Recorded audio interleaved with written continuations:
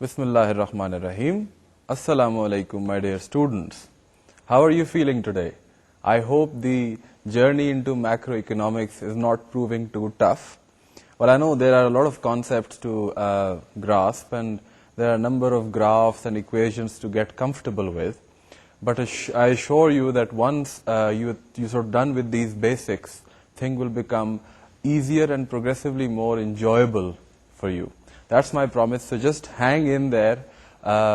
Develop as much comfort as you can with these equations and graphs. There will be a lot of graphs in today's lecture as well, and probably in the next two lectures. But then things will become easier thereafter. Now, I did not get a chance to recap on the things that we had learnt in our previous lecture. So let me try to do a little recap of the key concepts that we covered in our previous lecture. Now we looked at the circular flow of income, and we saw that you could view equilibrium in two contrasting ways. You could either think of equilibrium as a situation in which each of the individual loops, that is each type of injection and withdrawal, were equal.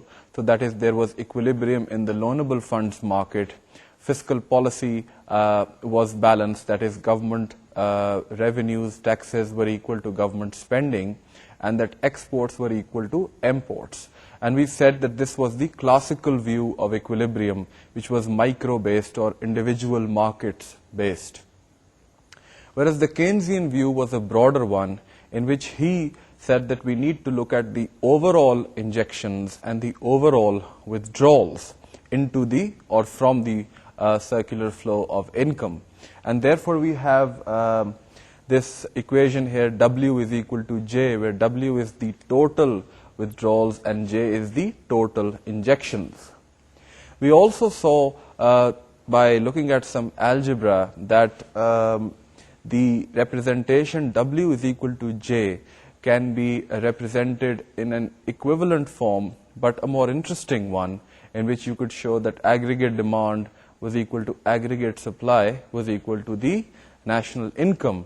And we then finally came up with the last equation, which was Y or AD is equal to C plus I plus G plus NX, where NX was basically exports minus imports. This was the major concept that we covered in our previous lecture.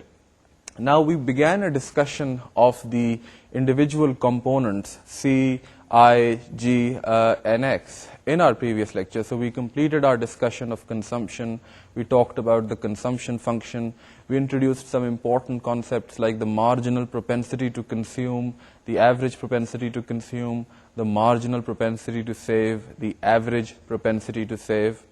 And we began discussion on investment, and that is when we ran out of time. So we left the previous lecture at investment and the investment demand curve, and this is where we will start today's lecture. Now we defined four types of investment in our previous lecture. We said that we could have residential construction, that is construction of houses and buildings by households. We could have non-residential construction, which could be done by firms and businesses. So the building of factories and offices would come in that category. We could have purchases of capital equipment and plants, etc., by firms. That would also be categorized as investment. And in fact, that was the definition of investment that we had assumed all this while. And finally, there was the build-up of inventories, that is the build-up of stocks of finished goods produced by firms. Now, each of these four categories of investment has its own set of determinants. So let's look at what these determinants are. Now, to start with residential construction, think of what would generate the demand for more housing construction. You would obviously have demographics, the number of households or the number of people in the economy who are in the household construction or buying age, that is the number of married couples. So things like that would determine the demand for residential construction. You would also have to look at the indebtedness of potential buyers. If the potential households are already heavily indebted with banks or other customers, then they're consumers, then they're unlikely to take on debts to construct or build houses. You also need to take a look at the wealth of the individuals, the potential buyers. If people have a lot of wealth, spare money lying there, then they can often make the down payments for purchase of houses or building houses, which if they don't have this extra stock of money lying, they can't make. Then the residential construction demand depends on current and future income expectations of individuals and households. If households expect their future incomes to rise, then they are likely to be more willing to invest in the construction of a house. Otherwise, they might not undertake such a large capital expenditure. It also depends, this construction demand for housing, on the consumer confidence and willingness to take on new debts. Some people might not just be willing to take on new debts, and in that case, housing construction demand would be constrained by that.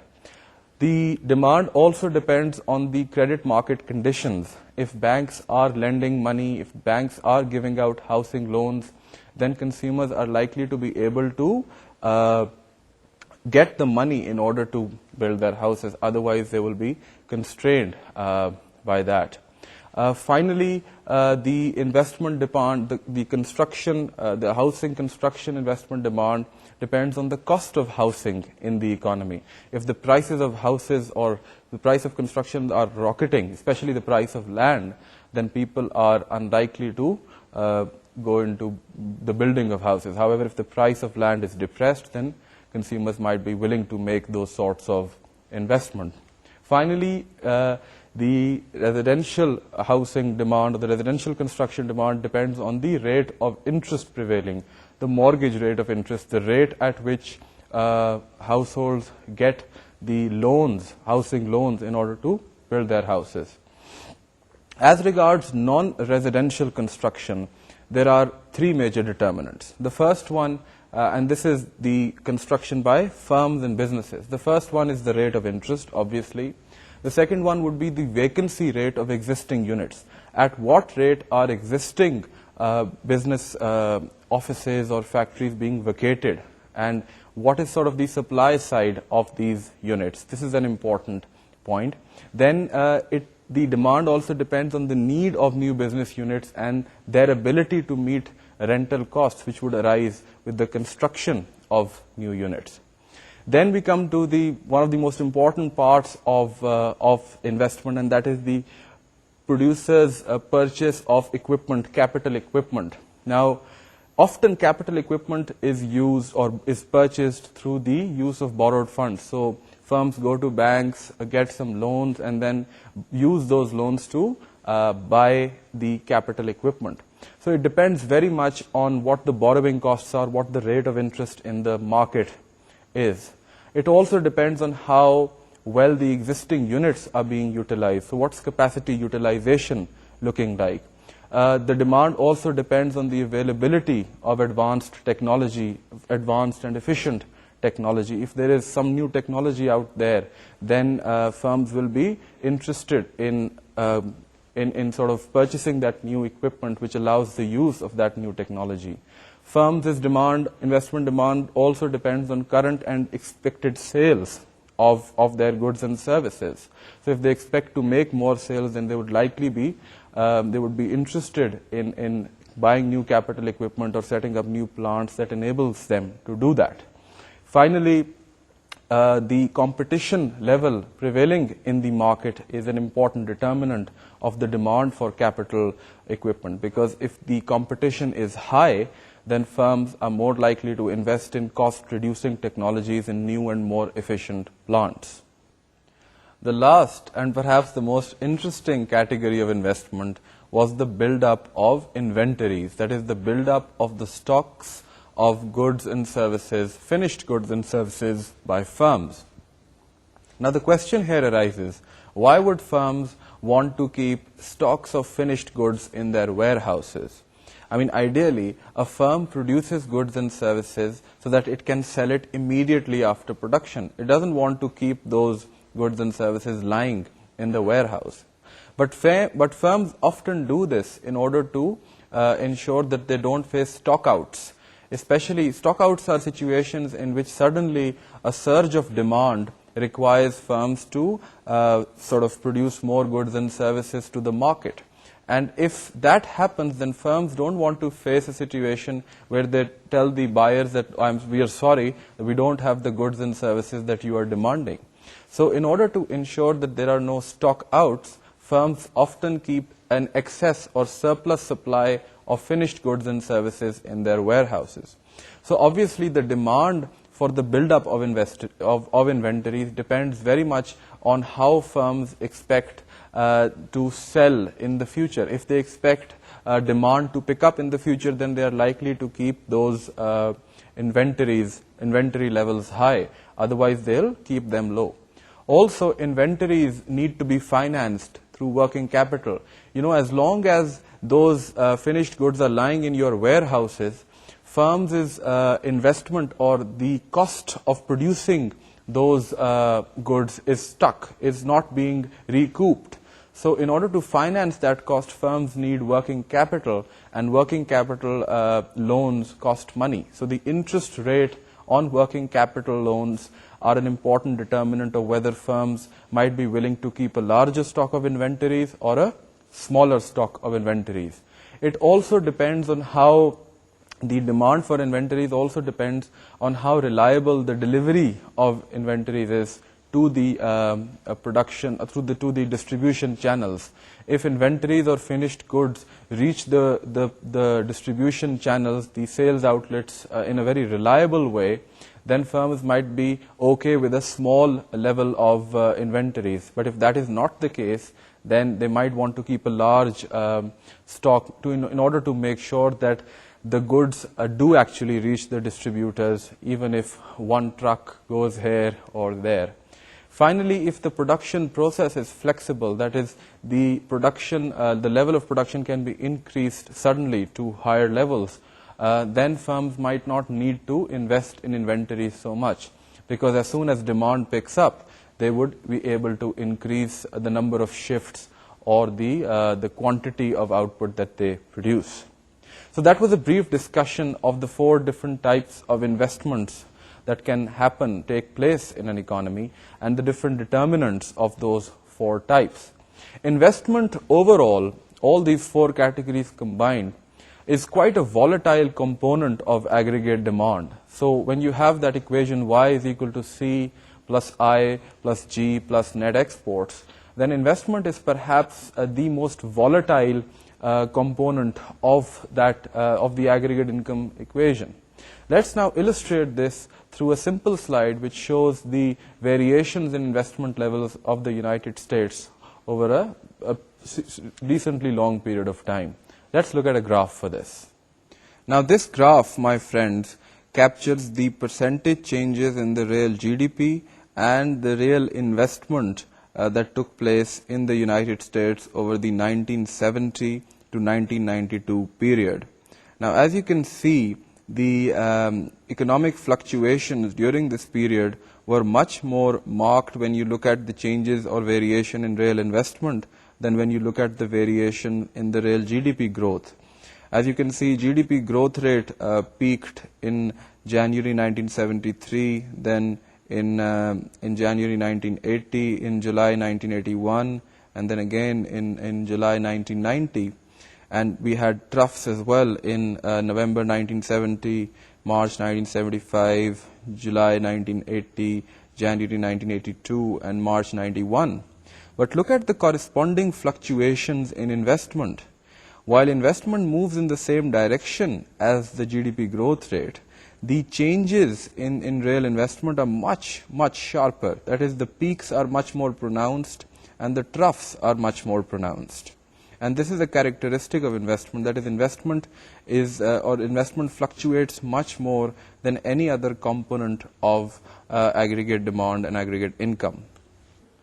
Now, with that very rich discussion on investment at the back of our minds, we can develop the investment demand curve. Actually, we have already talked about the investment demand curve when we looked at the market for loanable funds, and we saw that the investment curve was a downward sloping curve, the saving curve was an upward sloping curve, and the intersection of these two curves determined the rate of interest in the market.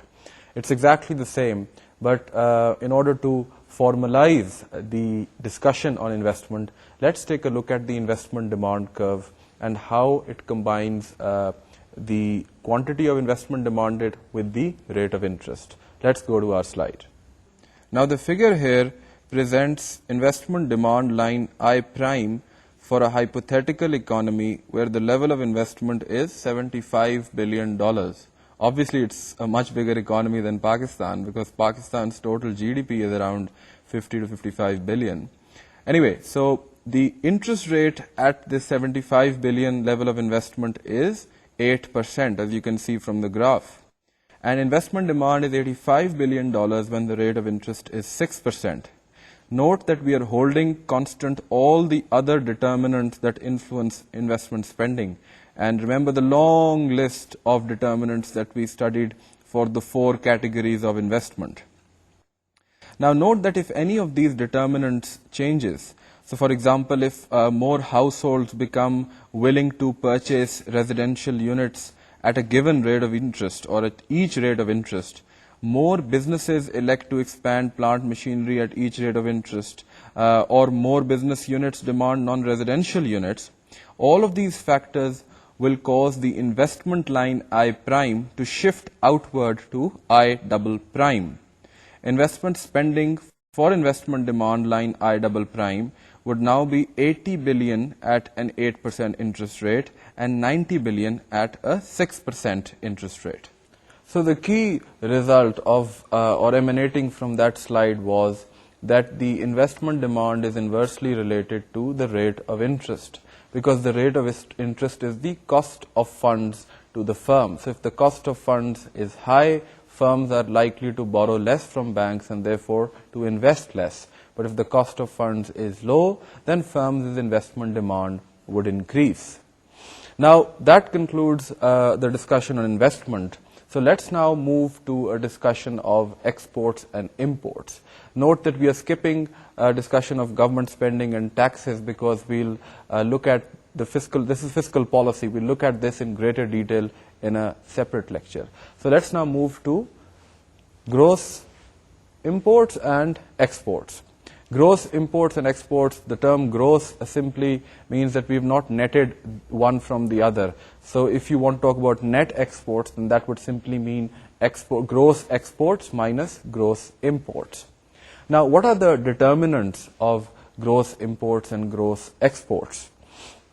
Imports, first of all, are the amount of the quantity or the value of goods and services that are produced outside the country but are consumed locally. That is, are imported locally and then consumed locally in the home country.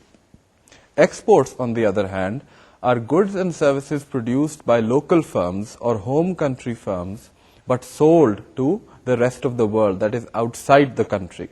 So if Pakistan were the home country, then the goods that Pakistani consumers consume that were produced outside of Pakistan would be the imports, whereas the goods that are consumed by the rest of the world but were produced in Pakistan would be Pakistan's exports to the rest of the world.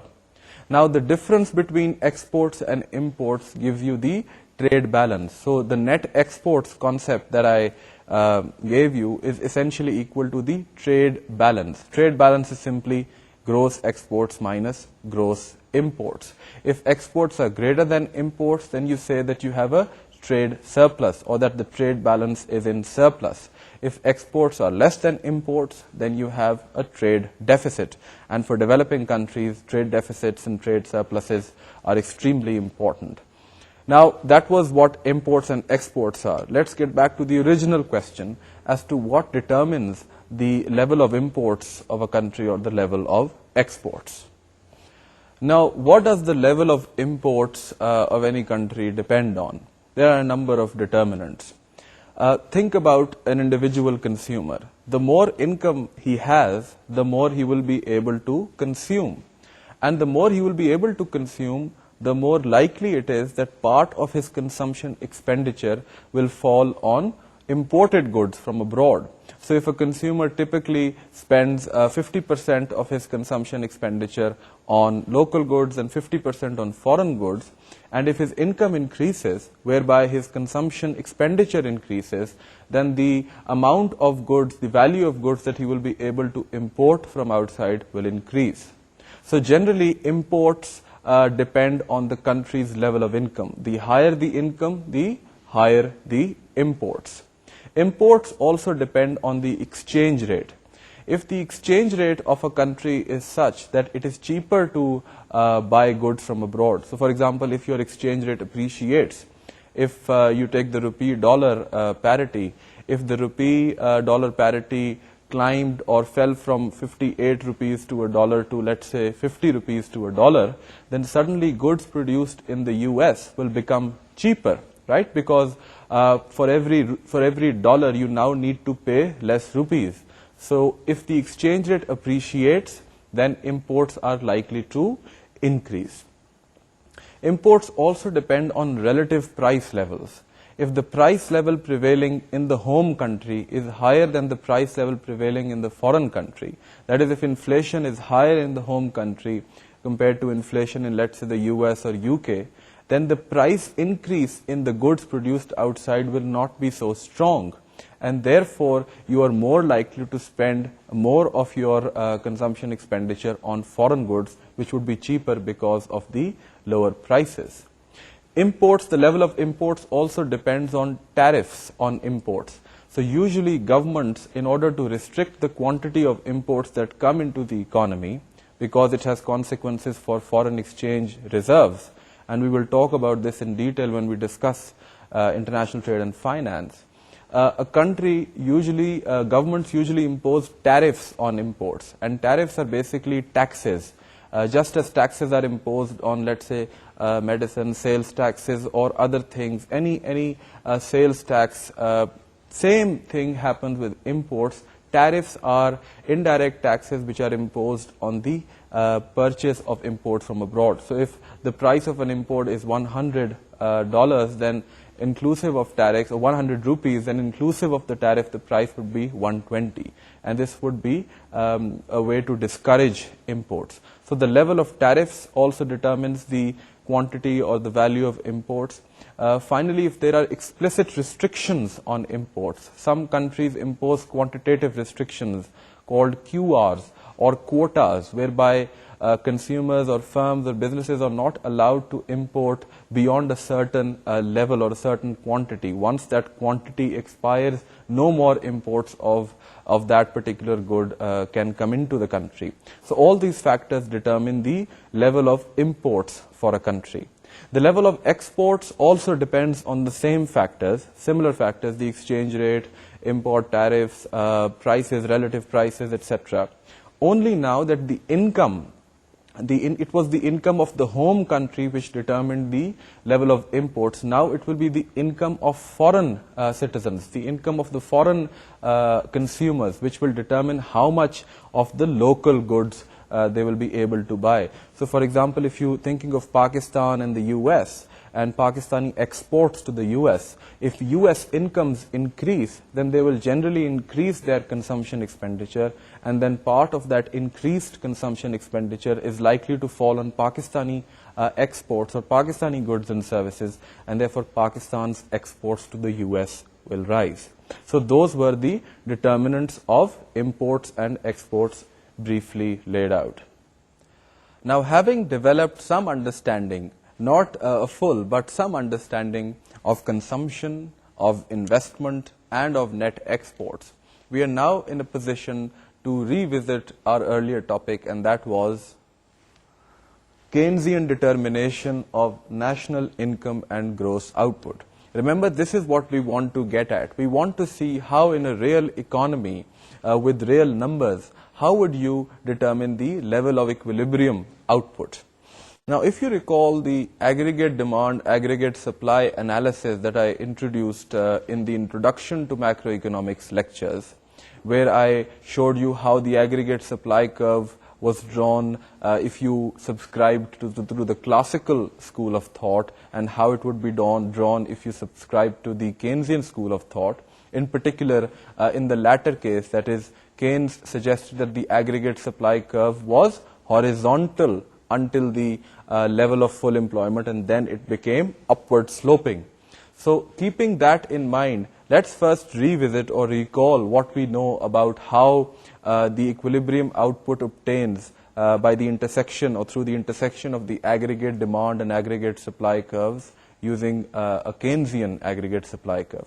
Let's look at a graph first, and then we will come back to a study in detail how we can combine the different equations, the y is equal to c plus I plus g plus nx equation, and the relationship between withdrawals and injections to understand how the equilibrium level of output is determined. Let's first revisit the ADAS graph. Now, in this graph, we have the price level on the vertical axis and the real output or income on the horizontal axis.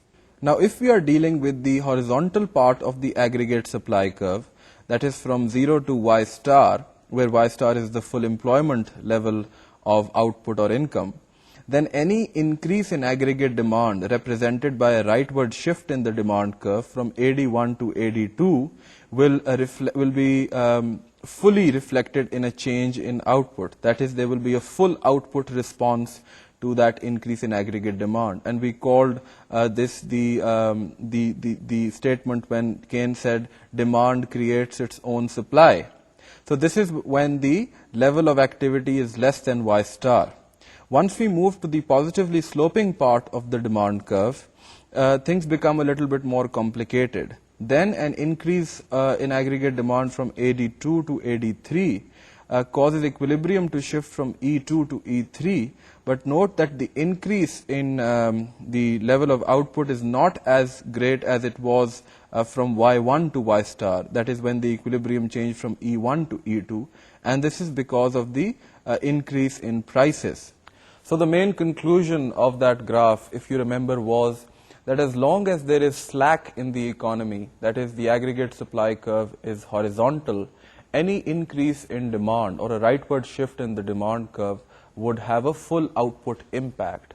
But once the aggregate supply curve slopes upward, then any increase in demand is likely to be inflationary. That is, there will be some output response, and that is because firms will be able to hire workers over time, will be able to use or run their machines for longer. But eventually there will be an inflationary effect, because output will not increase commensurately with demand. So whenever that happens, that is, the demand for something increases and the goods, the real output response is not as great, then the price of output, the price of the good or the service increases. And that's exactly what happens in this case. Now, given that backdrop, we can now come to the central question. That is, how do we determine output and equilibrium of a real economy with real figures for consumption, investment, net exports, etc. And the approach that we use or we employ for doing this is the 45-degree line diagram approach. There are other ways, more complicated, sophisticated ways of saying it, but I think if you want to remember this very well, then I would call it the 45-degree line approach to understanding how the equilibrium level of output obtains. The key insight that this approach brings is that it brings expenditure and output together. So you will have expenditure on the vertical axis and output on the horizontal axis. The 45-degree line, which if you remember, for any y-x graph, that is, if you have y on the vertical axis and x on the horizontal axis, then the 45-degree line, which has a slope of 1, basically corresponds to the function y is equal to x. So in a context when you have expenditure on the vertical axis and output or income on the horizontal axis, then a 45-degree line here simply represents all the combinations, all the points where expenditure is equal to output. So it represents all the points where expenditure, that is aggregate demand, is equal to aggregate supply. So potential equilibrium points. Keep that in mind, and let's now zoom in through some graphical analysis. So let's now focus on the 45-degree line approach to the determination of equilibrium output. Now the value of final output for a hypothetical economy appears in column 1 of the table.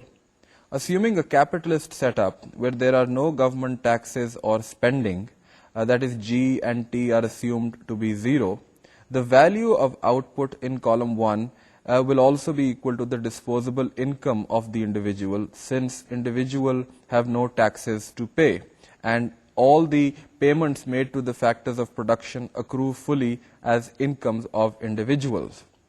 Aggregate spending in column 5 is the sum of consumer spending, that is column 2, investment spending, column 3, and net exports, column 4. Note that consumer spending, column 2, increases with the level of output, column 1, and therefore the level of personal disposable income. This behavior is consistent with the dependency of consumer spending upon consumer disposable income. That is, the consumption function is at play here. Investment and net exports are assumed to be unrelated to the output level and remain at $100 billion and $10 billion respectively.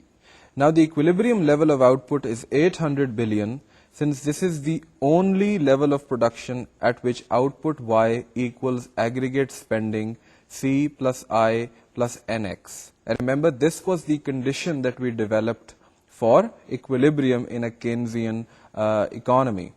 This equilibrium condition is depicted in column 6 by the absence of production shortages or surpluses, or demand shortages or surpluses. Note that at output levels below $800 billion, there is excess or surplus demand. Aggregate spending is greater than production, while at output levels greater than $800 billion, there is a shortage of demand. There is neither surplus nor shortage when output is exactly $800 billion, since aggregate output Y equals aggregate spending C plus I plus NX. The income expenditure approach, or the 45-degree line approach to output, is presented graphically in the figure here, and it uses the data that we just saw in the table. The relationship between consumption, the direct relationship between consumption and income, that is the consumption function, is depicted in the figure by the linear consumption function C. Now, adding investment of 100 billion and net exports of 10 billion to the consumption function shifts the linear consumption function line C upwards by 110 billion. And this now gives the aggregate demand line or aggregate expenditure line, which is C plus I plus NX. The 45-degree line, as I said earlier, is equidistant from both the horizontal and vertical axes. Aggregate spending, which is the sum C plus I plus NX, equals output Y at only one level of output, determined by the intersection at point A of the C plus I plus NX line and the 45-degree line. At this point of intersection, the $800 billion level of output equals the 800 billion, that is the sum of consumption, investment, and net export spending. We can establish from the figure that increases, that is upward shifts, or decreases, that is downward shifts of aggregate spending, will shift the C plus I plus NX line and therefore increase or decrease the economy's equilibrium level of output on the horizontal axis. So for example, let's say investment autonomously goes up by $10 billion due to firms' expectations about how much profits they can make in the future. If this happens, the C plus I plus NX line will shift vertically upwards by $10 billion, and therefore equilibrium output will increase from $800 billion to $850 billion. This is the new point of intersection shown as B. Note that what we just looked at was a demand theory of output determination. That is, any increase in demand has a full output impact. We've assumed no impact on prices. And note when this happens. This happens when we are on the horizontal part of the aggregate supply curve. That is when there is slack in the economy. And when is there slack in the economy? When usually unemployment is high. That is when you are either in a state of recession or you have underemployment of resources. Later on, we will look at how this demand analysis or this output determination analysis can change or will be changed when we move to the upward sloping part of the aggregate supply curve. But before we do that, let's see how this output determination, the graphical approach, can be matched by the algebraic approach to output determination. Because it can be done. We developed a set of equations for equilibrium, that is y is equal to C plus I plus G plus NX. Let's see how those equations can be put to use in getting to the equilibrium level of income or output. Let's go to another slide for this. Now note that when we developed our concept of equilibrium equationally, we wrote y is equal to C plus I plus G plus NX, which was simply a restatement of income is equal to aggregate demand or expenditure. Now, we have G is equal to 0 in this case because we assume that this is a capitalist system where there is no government or the government spending or taxation levels are 0. So we can write y is equal to C plus I plus NX. Now the key step which will enable us to get the equilibrium level of output is to get an equation for the consumption function. That is, we need to replace C by a consumption function, and you know consumption functions are of the form A plus BY, where A is some level of consumption and B is the marginal propensity to consume. We have an upward sloping consumption function where B represents the change in consumption that would happen due to a change in income, that is change in Y divided by change in X, and that we defined as the marginal propensity to consume. Now, given the figures that we have, how can we develop a consumption function? All we need to do is we need to take 2 points in the table. So we take 2 points, that is the point of 700 and 610 and the point 750 and 650. These are in columns 1 and 2, rows 2 and 3. And we can employ our old and well-known formula for developing the equation of a line where y is being plotted against x. And note here that y here would correspond to C, consumption, and x here would be income, because we want a relationship in which consumption is the dependent variable and y or income is the independent variable, that is x. So consumption function can be derived as follows: 650 minus 610 divided by 750 minus 700 is equal to C minus 610 over Y minus 700. Note that we've simply used the formula C2 minus C1 over Y2 minus Y1 is equal to C minus C1 over Y minus Y1. And we get a consumption function after simplification of the form C is equal to 0.8Y plus 50. Note that 50 is the minimum level of consumption that happens even when y is equal to 0, and you can call it the subsistence level of consumption, the consumption expenditure that the consumer needs to make in order to survive. So he might borrow this amount of money and spend. Whereas when y is positive, then you have the marginal propensity to consume coming in, and the marginal propensity to consume in this case is 0.8. Now you can plug this consumption function in the y is equal to C plus I plus NX equation to get y is equal to 0.8y plus 50 plus 100 plus 10, where we have replaced I by 100 and nx by 10, which was the value, which were the values given in the table. And now we can simplify and we can get 0.2y is equal to 160, and that gives an equilibrium output level of y is equal to $800 billion. And as you can see, surprise, surprise, it is the same level of output that we got using the graphical approach. Note the steps involved in deriving the equilibrium output level. You set up the equation y is equal to c plus I plus g, if there is a g, plus nx. Then you put in the consumption function in place of c, and you derived the consumption function from the figures given in the table. It was very simple to do that. Once you had the consumption function, you plugged it in place of c and then simply solved for y, and that gave you the equilibrium level of output or income. Now the 45-degree line approach or its algebraic equivalent are very powerful ways, or very simple but powerful ways of determining equilibrium output in any economy. Note here that we used real figures. Fine, it was a hypothetical economy, but we used real figures. So if we have these figures on consumption, output, investment, then we can determine the equilibrium level of output of any economy. Why is the question of equilibrium level of output important?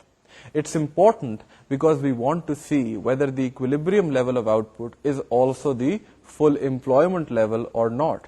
Because ideally, we would want the equilibrium level of output to be equal to the full employment level of output. And note that the two might not be the same. Don't confuse equilibrium level of output with full employment level of output. Only in an ideal situation would the two be the same. But generally, they might be different, and the task of the policymaker is to ensure that the difference between the two is as small as possible. Now, the 45-degree line approach is just one approach to the determination of equilibrium income and output. We can also look at the parent approach. Parent approach is that the approach that was used to derive this particular approach. And that approach, if you remember, was the leakage injection approach or the withdrawals injection approach to determining Keynesian equilibrium. Note that we defined equilibrium in the Keynesian sense as when the total withdrawals from the circular flow of income were equal to the total injections. That is, W was equal to J. There is no reason why the same approach cannot be used to determine equilibrium output in the economy. So let's briefly look at how that approach, the parent approach, can be used to determine the equilibrium level of output. Let's go to a slide. Note here that we start by looking at the equilibrium condition in the Keynesian sense using the withdrawal injection approach.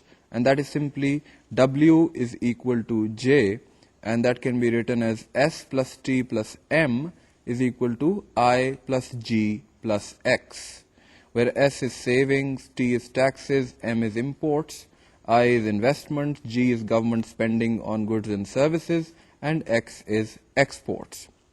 Now the table here presents these figures for a hypothetical economy. Various output income levels appear in column 1. Column 2 lists income saved at different income levels specified in column 1. Columns 3, 4, and 5 list the gross imports, gross investment, and gross exports, which are assumed to be unrelated to the level of income. Columns 6 and 7 have government spending and taxes, both equal to a constant level of 10. Column 8 presents the sum of all leakages, that is savings plus gross imports plus taxes. And column 9 presents the sum of all injections, that is investment plus gross exports plus government spending on goods and services. Column 10 displays the difference between gross leakages and gross injections. Injections equal withdrawals or leakages when output is $800 billion, which is the economy's equilibrium level of output. Now, this information can be plotted graphically as well. In particular, we can use the total withdrawals or leakages, that is the column 8 figures, and plot them in the graph, and then we can take the column 9 figures, which is the total injections, and plot them on the same graph. Note that the total injections remain constant at $200 billion because we've assumed that all of the individual components, that is investment, exports, and government spending, are constant. They don't change values throughout. Whereas the total withdrawals line is an upward sloping line which increases with the level of income, and this is simply because the saving component of the W line increases with income. As you know, when the income of any individual increases, the amount that individual saves also increases. So that upward sloping line simply represents the positive relationship between output or income Y and saving S. And because saving increases as income increases, therefore the W line, which is simply S plus M plus T, is an upward sloping line. The point of intersection of these two lines happens at E0, which corresponds to the $800 billion level of output. So that, my friends, was the withdrawals and injections approach to determining the equilibrium level of output. It will give exactly the same answer as the output and expenditure approach. It's just that this is a slightly different approach, but the answer will not change. Now, we've developed the notion of how equilibrium output is determined. But one thing that we've not talked about, that we just skipped over, was that how responsive is this equilibrium level of output to changes in expenditure or changes in aggregate demand. We looked at briefly the case in our earlier output expenditure example when we said that let's assume that autonomous investment increases by $10 billion. What would be the impact on the equilibrium level of output? And we saw that the equilibrium level of output went up from $800 billion to $850 billion. Now, this raises an important question.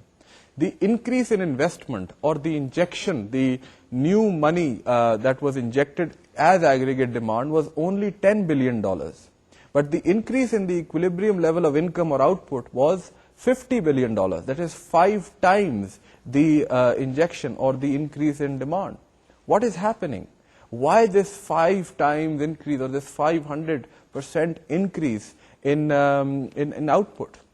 Now, the underlying concept that is at play here is that of the Keynesian multiplier. Keynes said that whenever there is an initial demand injection, it has a multiplicative effect, and that multiplicative effect causes the output response to far exceed the demand input or the initial change in demand. Let's first look at it algebraically, and then we'll develop some intuition for it. Let's go to a slide. Now we look at our classic equilibrium equation where output is equal to expenditure, that is Y is equal to C plus I plus G plus NX. Now let's replace C by the consumption function, and you know what a consumption function looks like. It's equal to A plus BY, where A is the minimum level of consumption that the economy needs even if it has zero income, and B is the marginal propensity to consume, that is the additional amount the consumers would spend when their incomes went up. So if you sort of replace this consumption function in place of the C in the Y is equal to C plus I plus G plus NX equation, you get Y is equal to A plus BY plus I plus G plus NX. And this can be rearranged and simplified to obtain Y is equal to A plus I plus G plus NX whole divided by 1 minus B, where B is the marginal propensity to consume. In other words, you have all the demand components on top divided by the marginal propensity to save, since the marginal propensity to save is simply equal to 1 minus B. Now note that if any item in the numerator of this expression on the right hand side increases or goes up, then the left hand side will increase by the increase in the numerator divided by 1 minus B, or the increase in the numerator multiplied by 1 over 1 minus B. So if the right hand side or any item on the right hand side increases by, let's say, 10, which was the amount that was the increase in our earlier example, that is, investment went up by 10, then the corresponding increase in output would be 10, that is the change in the numerator, divided by 1 minus b, or 10, which is the change in the numerator, multiplied by 1 over 1 minus b. Now, if b was taken as 0.8, which was what we took in that example, then you will get an answer of 50. Note here that k, that is equal to 1 over 1 minus b, is simply the Keynesian multiplier. The higher the value of b, the bigger will the multiplier be.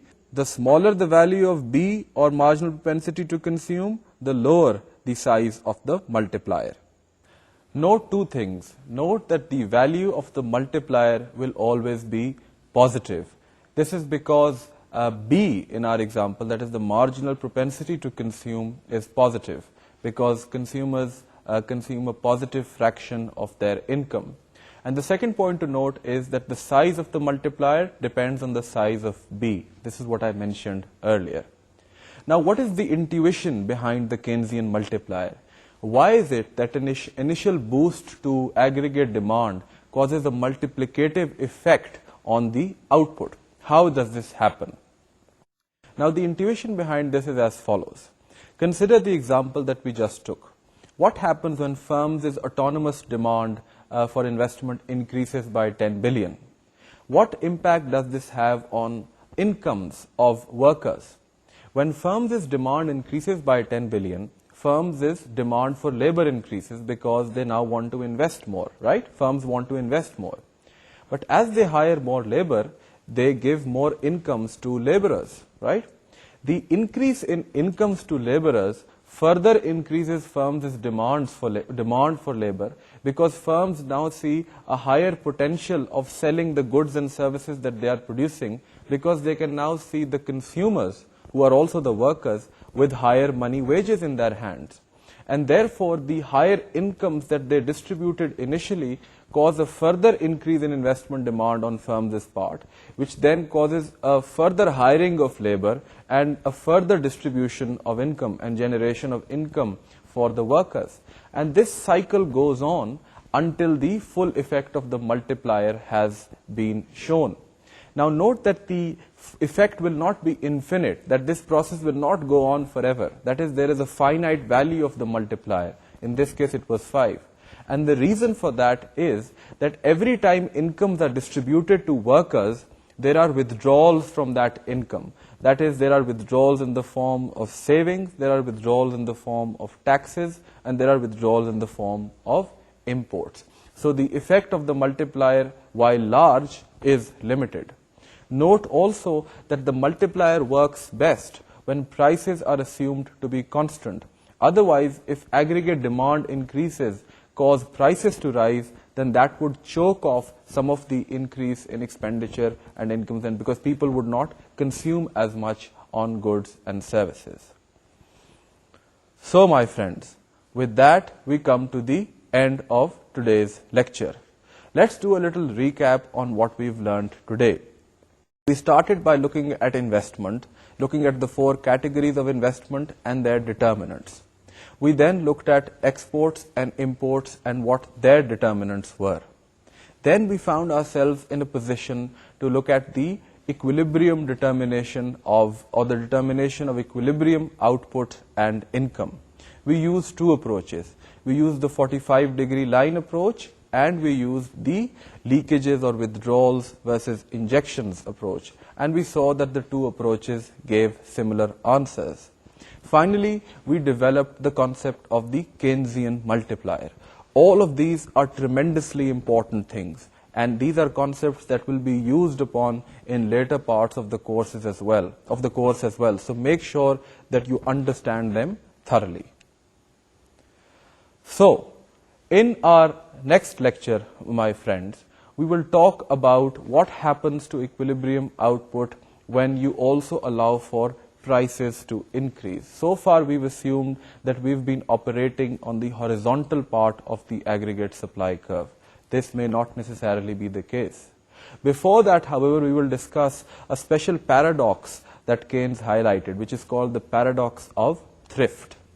Once we are done with those two things, we will start discussion of other issues like unemployment and inflation and growth, but we'll come to that when we come to that. Till then, it's Khuda Hafiz and Assalamu Alaikum.